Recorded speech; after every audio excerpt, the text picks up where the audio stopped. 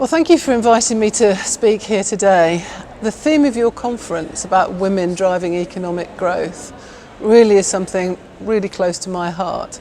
It's been just over 4 years since the UK government asked me to undertake a review into why there were fewer women in financial services than in other industries in the United Kingdom. And if I'm really honest, I sort of couldn't believe that that was true. And when I started to look and realise that in the UK, less than 14% of senior managers in financial services were women, I really felt that something had to be done about it. Done about it both because it's the right thing to do, for social reasons if you like, but also because it's economically right.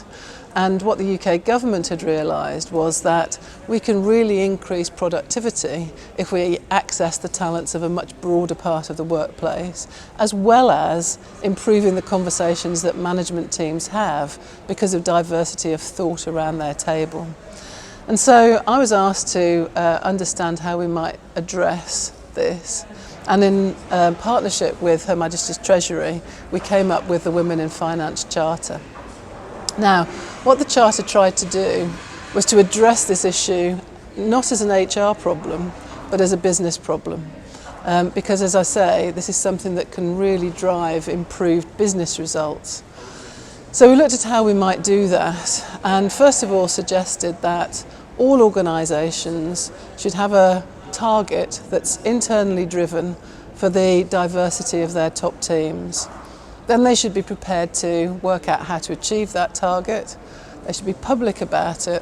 And we even suggested that people should be remunerated for their success against that target. And the reason for that was that in the UK at least, those sort of approaches to business are what senior managers use to drive very successful commercial results.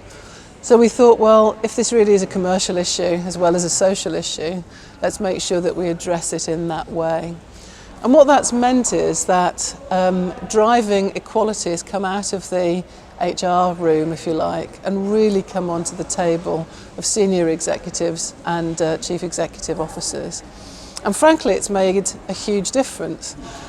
We have over 350 firms in the UK financial services sector who have signed this charter.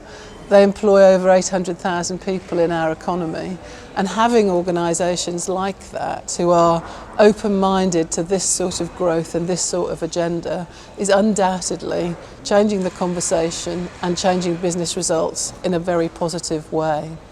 And what I say to people, particularly women actually here, is you know, if you sign up to join a company that is committed to the Women in Finance Charter, that this is an organisation whose culture is more likely to be right, whose productivity is more likely to be right, and a company where you are more likely to thrive.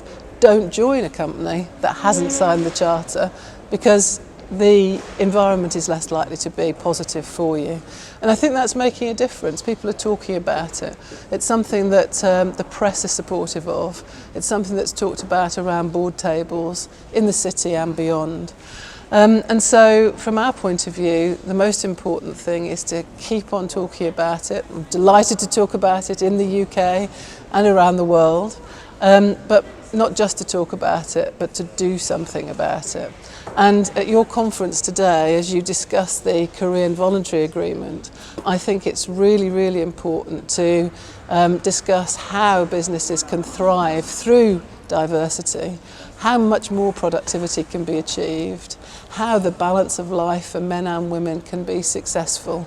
Because from my point of view, happy people and successful people drive great businesses.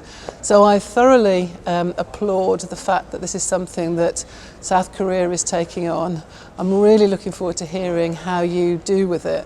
And I'd love to learn the lessons from South Korea that we can also apply back in the United Kingdom. So good luck, and I really hope to be hearing from you soon.